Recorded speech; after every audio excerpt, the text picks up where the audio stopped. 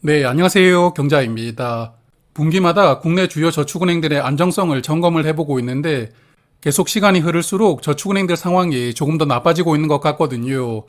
그래서 걱정스럽기도 한데 그러면 주요 저축은행들 2분기 상황은 어땠는지 정리를 해보도록 하겠습니다. 오늘도 저번 분기와 마찬가지로 자산 규모가 큰 저축은행들을 정리를 해보았는데요.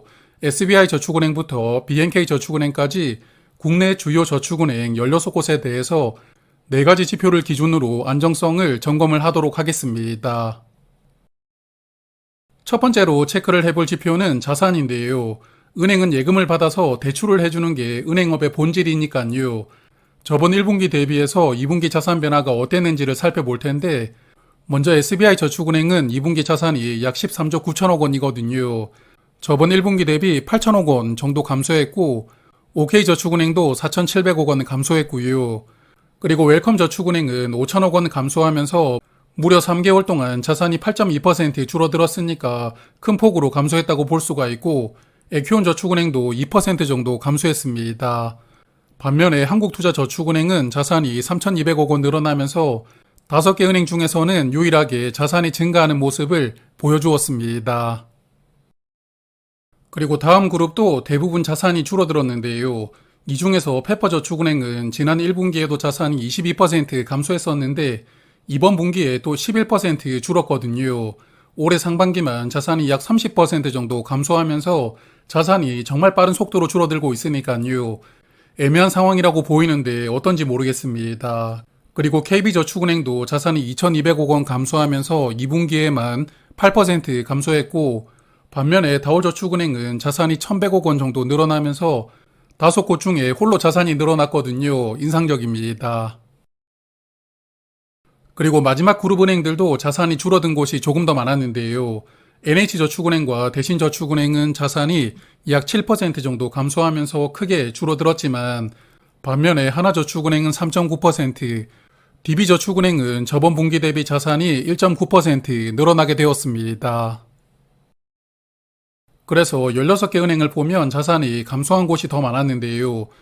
특히 조금 전에 말씀을 드렸던 페퍼저축은행은 2분기도 11% 감소했고 올해 상반기로 보면 약 30% 감소했으니까요. 전반적으로 저축은행들이 자산이 감소하는 추세라는 것을 감안하더라도 페퍼저축은행은 너무 빠르게 감소를 하고 있으니까 은행에 문제가 있는 상황이 아닌가 생각되기도 합니다.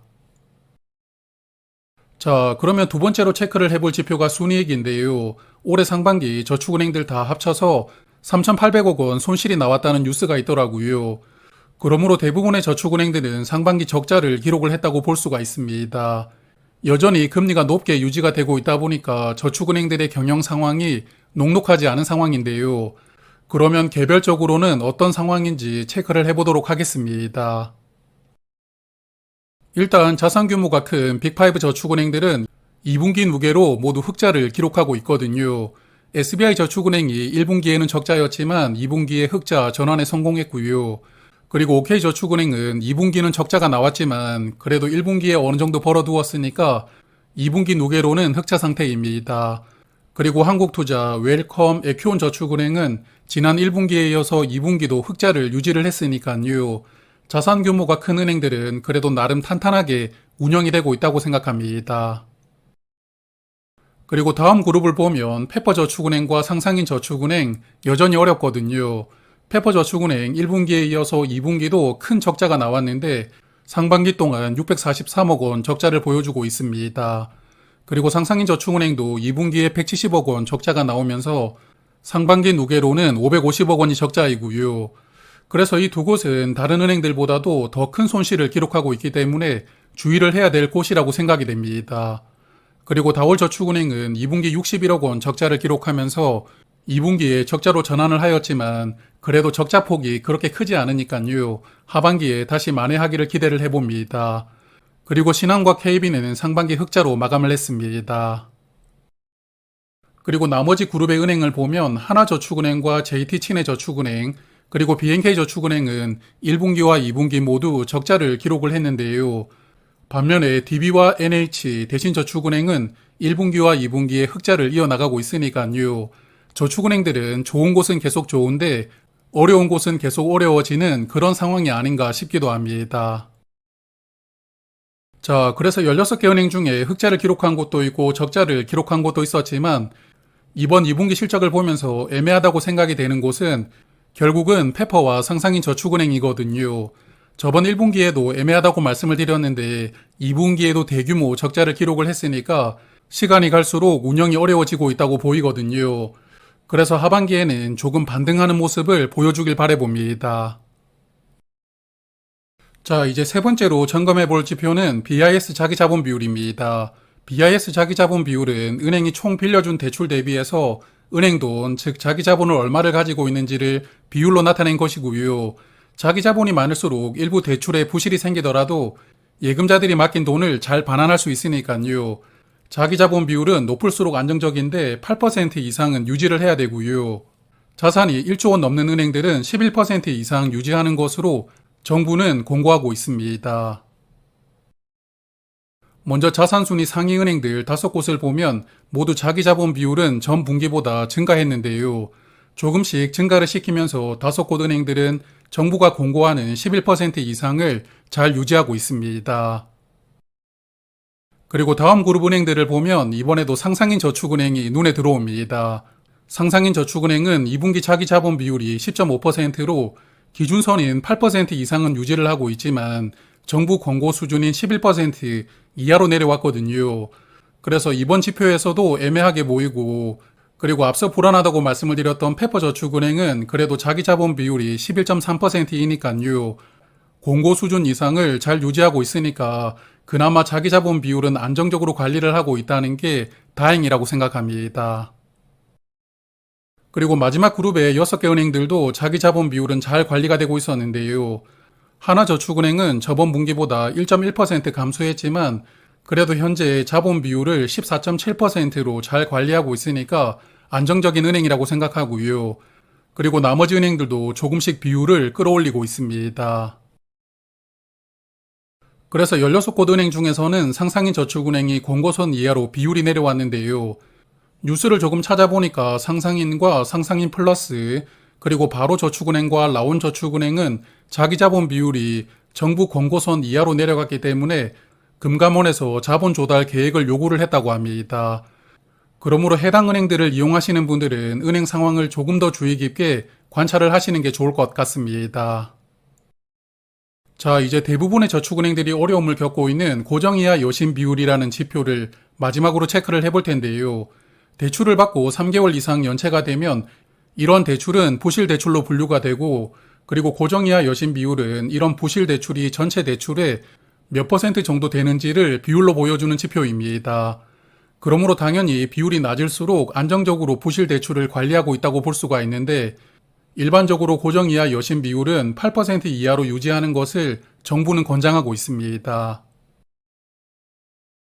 먼저 자산규모 5위까지 은행들 중에서 OK저축은행, 한국투자저축은행, 그리고 웰컴저축은행은 기준선 이상으로 여신 비율이 넘어갔거든요. 특히 웰컴저축은행 13%로 기준선을 5% 정도 넘기고 있고, 저번 분기 대비 3.4% 높아졌으니까 부실 대출 비율이 빠르게 높아지고 있다는 부분은 약간 우려스럽습니다. 반면에 SBI저축은행과 에큐온저축은행은 2분기에 0.1%로 소폭 개선을 시켰더라고요. 6% 후반으로 잘 관리를 하고 있는데 사실 이 정도도 높은 수준이지만 그래도 저축은행들 상황이 워낙 어렵다 보니까 그나마 안정적으로 관리하고 있는 은행들이라고 보입니다. 그리고 다음 그룹의 은행들도 5곳 중에 4곳이 기준선을 넘어갔는데요. 특히나 상상인 저축은행은 20.4%, 페퍼저축은행 19.2%로 전체 대출의 5분의 1은 현재 연체가 되고 있는 상황이라고 볼 수가 있겠습니다. 그래도 그나마 상상인 저축은행은 저번 분기 대비 3.8% 개선을 시켰다는 게 다행이라고 보이는데요. 그래도 여전히 부실 대출 비율은 오늘 말씀드리는 은행들 중에서는 가장 높은 수준입니다. 그리고 다월저축은행과 KB저축은행도 여신 비율을 기준선 이상을 넘겼고요. 그나마 신한저축은행이 7.8%로 기준선 살짝 아래에서 관리를 하고 있습니다. 그리고 마지막 그룹 6개 은행도 상황이 녹록하지 않은데요. 6개 은행 중에서는 유일하게 DB저축은행만 4.4%로 아직 안정적으로 관리가 되고 있고요. 나머지 5개 은행들은 모두 고정 이하 여신 비율이 기준선을 넘어갔고 또한 저번 분기보다 비율이 모두 높아졌거든요. 그래서 이러한 부분도 불안한 요소라고 생각이 됩니다. 그래서 오늘 말씀드리는 16곳 은행 중에서 13곳이 고정 이하 여신 비율이 기준선을 넘어갔는데요. 특히나 페퍼저축은행과 상상인저축은행은 20% 정도로 고정 이하 여신 비율이 아주 높은 상황입니다. 그래서 저축은행들은 평균이 몇 %인지를 찾아보았는데 올해 2분기 기준으로 저축은행들의 고정 이하 여신 비율 평균이 11.5%였다고 합니다. 그래서 일단은 기준선 8%를 넘기는 것도 불안한 부분이지만 평균을 상회하는 은행들은 어디가 있는지만 따로 정리를 해보았거든요.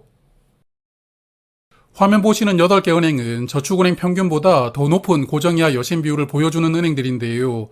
그러므로 오늘 말씀드리는 16곳 중에서 절반은 저축은행 평균을 상회하고 있었으니까요. 다음 3분기에는 조금씩 개선시켜 나가는 흐름을 보여주길 바라봅니다. 자, 그래서 고정이하 여신 비율에서 저축은행들은 여전히 어려움을 겪고 있습니다. 그래도 4가지 지표를 전체적으로 종합을 해보면 16곳 중에서 특히 어렵다고 생각이 되는 곳은 페퍼저축은행과 상상인저축은행인데요. 지난 1분기에도 이 두 곳은 어렵다고 말씀을 드렸는데 2분기에도 계속 어려운 상황은 이어지고 있는 것 같습니다. 자산은 계속 줄어들고 있고 적자는 더 커지고 있거든요. 그리고 부실 대출은 여전히 많은 상황이고 특히 상상인저축은행은 자기 자본 비율이 정부가 공고하는 수준 이하로 내려왔으니까요. 이 은행들을 이용하는 분들은 예금자 보호 한도 이내라면 은행 상황을 계속 체크를 하시면서 만기를 기다리셔도 괜찮다고 생각을 하지만 이 두 곳을 신규로 이용하시려는 분들은 현 시점에서 조금 더 고민을 해보셔야 되지 않을까 생각합니다. 자, 그러면 오늘은 여기까지 말씀을 드리고요. 저축은행들의 3분기 실적은 10월 말에 업데이트가 되니까요. 11월 초에 오늘처럼 3분기 현황을 체크를 해볼 테니까 그때 다시 한 번 더 뵙도록 하겠습니다. 고맙습니다.